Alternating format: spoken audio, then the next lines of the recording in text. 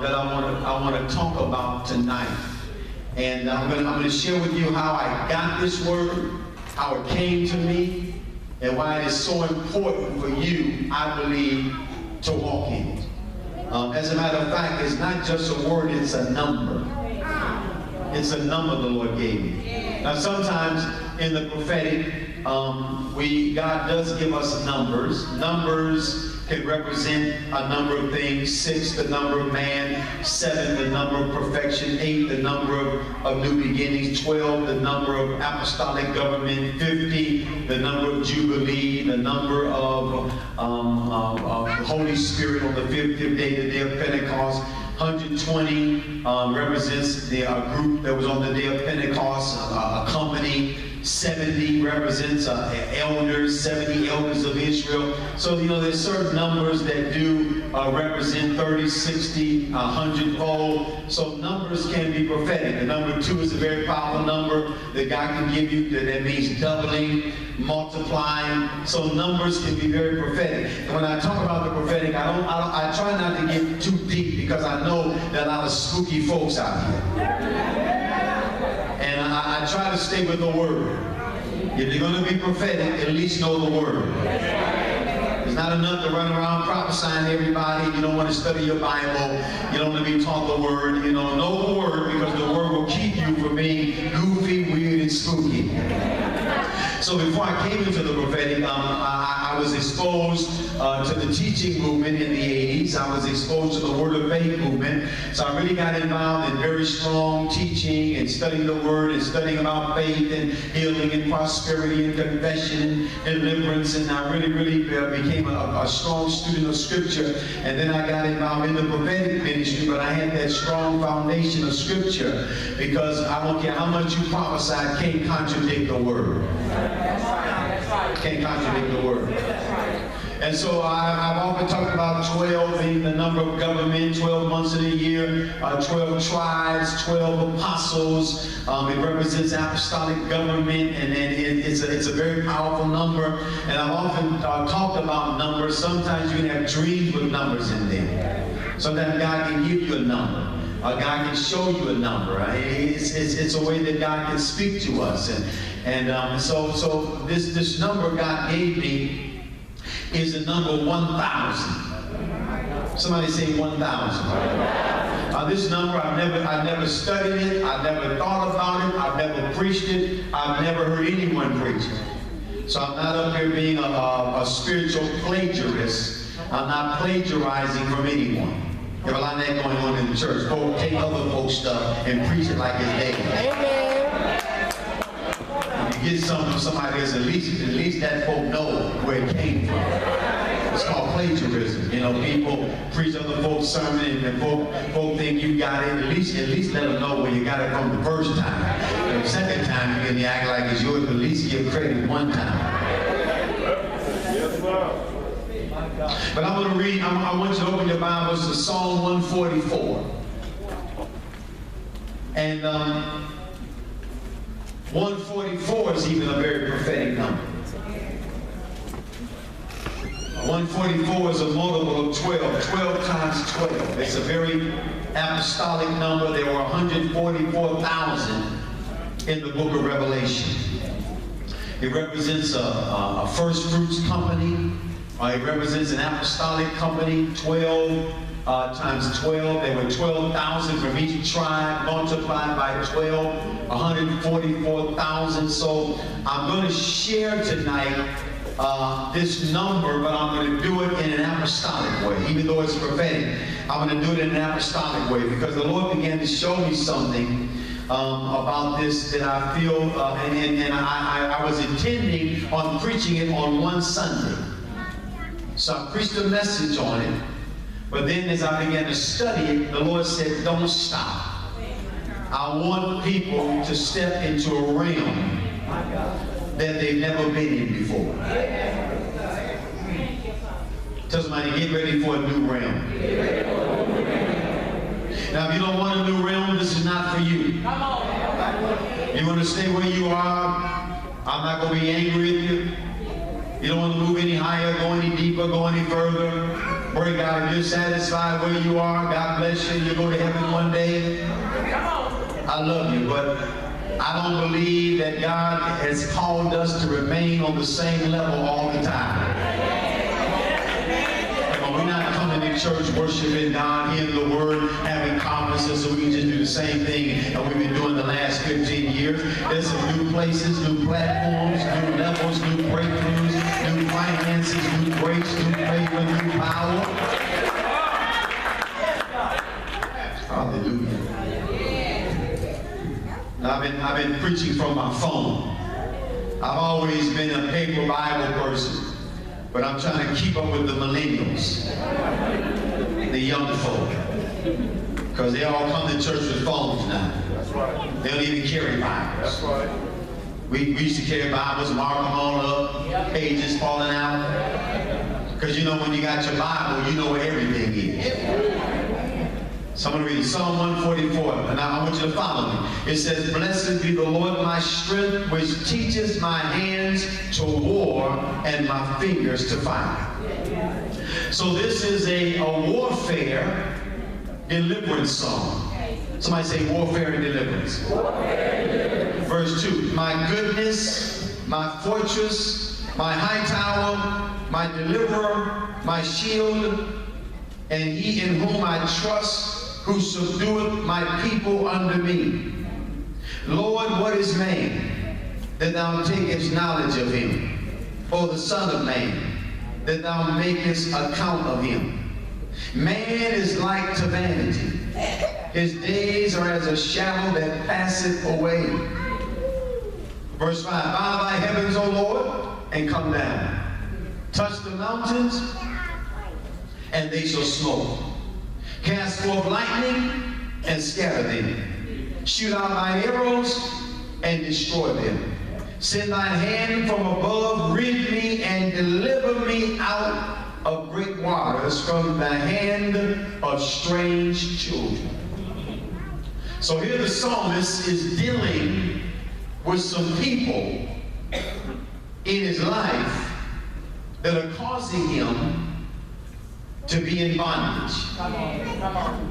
He finds himself sinking in deep waters. And anytime you see in the scripture about deep waters, it's the picture of a drowning man. And probably one of the worst feelings you could ever have is to drown or be drowning. There's probably nothing more terrifying than being in deep water and going under. So this man feels as if I'm in water, I'm in deep waters, I'm going under. I need someone to reach out and deliver me because I'm about to drown. I'm trying to keep my breath. I'm struggling for my life. And so he asks God to deliver him. And then he says this in verse 8, "Whose mouth speaketh vanity, and their right hand is a right hand of falsehood. I will sing a new song unto thee, O God, upon a psaltery and an instrument of 10 strings will I sing praises unto thee. It is he that giveth salvation unto kings, who delivered David his servant from the hurtful sword. Rid me and deliver me from the hand of strange children." Somebody say strange children. Strange children. "Whose mouth speaketh vanity, their right hand is a right hand of falsehood." In other words, this man is calling out for deliverance. Now, how many believe that deliverance is important? Yes.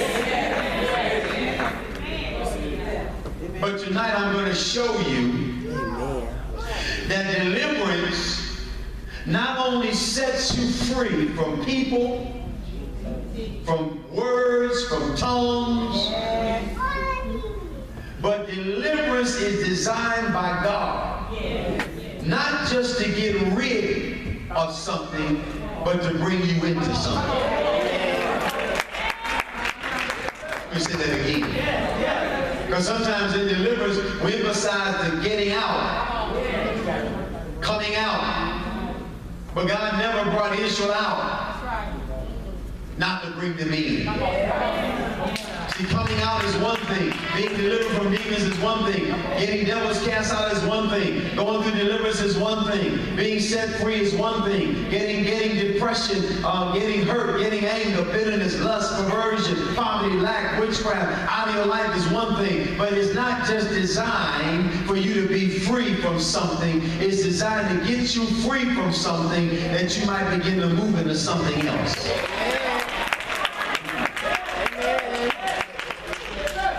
Here it is. Look at verse 11 again. Rid me and deliver me from the hand of strange children, whose mouth speaketh vanity, and their right hand is the right hand of falsehood. Then he says in verse 12, that our sons may be as plants grown up in their youth, that our daughters may be as cornerstones polished after the similitude of a palace. In other words, your deliverance affects your children.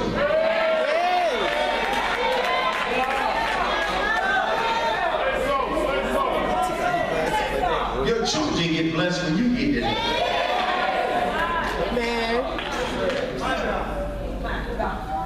Your children may be on the front praising God after you get delivered. Say, God, thank you. I said, Mama, thank you. I said, Daddy. Look at verse 13. This is the verse I'm going to emphasize. That our garners or storehouses may be full. How many want a full storehouse?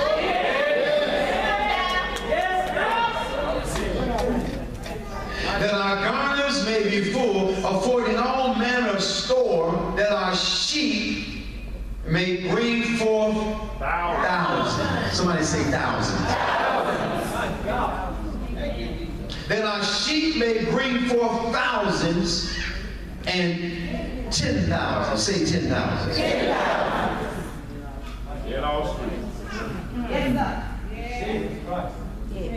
Now, let me stop there. So this might say deliverance brings forth thousands. Say, get ready to walk in the thousand realm.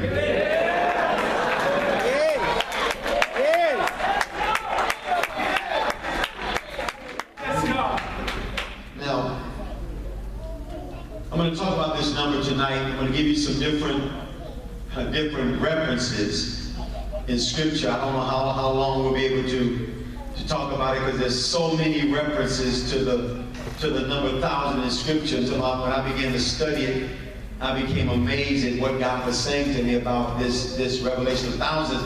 And it's not just referring to finances. Even though that's a part of it. That's right. The number 1,000 in Scripture is mentioned The number 1,000 is mentioned 521 times in the Bible. Either 1,000, 10,000, 5,000, 3,000, 144,000. 521 times in the King James Version of the Bible do you find the term 1,000. It is the largest number found in Scripture, except for one time the word million is found. In Genesis 24:60, where Rebekah received a blessing, they said, "You will be the mother of thousands of millions," which means billions. And the word million there is the Hebrew word rebaba, which can be translated sometimes as 1,000 or as 10,000. And a million is 1,000,000. 1,000,000 is a million. There's one verse in the Scripture that says 10,000 times 10,000, which is 100 million. The number 1,000 in Scripture is a number that symbolizes perfection, completeness, multiplication, abundance. It is a very prophetic number. For instance, one of the most common references that people know is in the book of Revelation that says they ruled and reigned with Christ 1,000 years. Some people take that number literally. Some take it symbolically. Because in Scripture, Christ's kingdom is forever. Amen. Christ's kingdom does not last 1,000 years in Eden. Yeah. So some look at the number 1,000 in the book of Revelation as a number that represents perfection, completeness, longevity, multiplication, blessing. Moses blessed Israel in Deuteronomy chapter 1 and said, may the Lord bless you 1,000 times more. So the prophet of God commanded Israel to be blessed 1,000 times more than they were. Now let me share with you how I got this word or this number. I didn't get it by reading anyone's book. I didn't get it by hearing anyone's sermon. I was in a service. I want to share this testimony. And listen, my purpose in this message is not to come and raise an offering. Let me make that plain to you right now. I'm just giving how it happened to me. I was in a service, and a man of God was ministering. We were actually there to install a pastor. And so the man of God, after preaching, stood up and said, I want 12 people to sow $1,000. So I stood up, because I always try to respond to men of God when they ask for that. And there was a young lady sitting next to me that didn't stand up. And the Spirit of the Lord had me to say to her, do you want to give 1,000? She said, yes, I don't have it. I said, I'll give you $1,000. So I reached in my pocket, put $1,000 in her hand, and I told her, I said, I want you to sow this. But then I said, I want you to step into this realm of giving. The Lord began to give me a prophetic word for her and say, I want you to step into this realm of giving. And don't make this your last time giving 1,000. I want you to step into this realm of giving when you're able to do it, because God wants to break some things off of your finances. Amen. I never told anyone that. I didn't have a microphone. I wasn't prophesying. It was just in the service. And so this young lady, she belongs to my church. She was in the service. And she walked up to me a few weeks later with a check.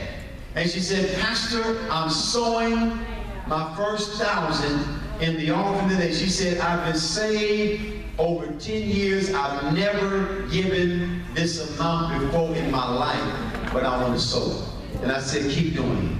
I said, God's going to break something in your finances. Now, I had no revelation of thousands. I didn't read this verse in Psalm 144. It was just, the unction of God to tell me to do that. Sometimes the Spirit of God will have you moving in things before your mind even understands it. So after that happened, I forgot about it. I hadn't thought about it in quite some time. And so I was at home, and the Spirit of God began to deal with me about this number 1,000. And I remember giving that, and I remember telling her that. And so I preached a message in my church on thousands. And it was primarily from this verse that when you get delivered, that your sheep will bring forth thousands. And of course in Israel, because it was an agricultural nation, they measured their prosperity by livestock. Thousands.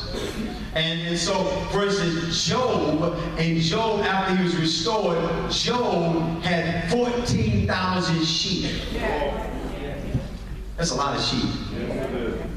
I'd rather own them than to clean up after them. He had 7,000 camels. That's how rich Job was. It's measured in thousands. And so when I read this verse, I began to look at deliverance, because one of the things that used to bother me was that we have a lot of people that get deliverance, they get demons cast out, but they don't seem to get breakthroughs. And then we got folk who look like they ain't get no deliverance doing well. And so I said, God, what is it? What am I missing here? He says, son, I want you to teach my people that when they get set free from people, strange children, falsehood, whatever it is, I want you to teach them that when I bring them out of stuff, I want their garners to be full. I want their storehouses to be full. I want them to believe me to bring forth thousands, which is a picture of prosperity, a picture of abundance, a picture of breakthrough. And he said, I want you to teach on this number because I want to build the faith of my people up into thousands. Many of my people, they don't have thousands faith. They have faith to pay their bills. They have faith, you know, to do a little something extra. But I want them to begin to believe me. And I'm not even limited to this thousand, because a thousand is a million.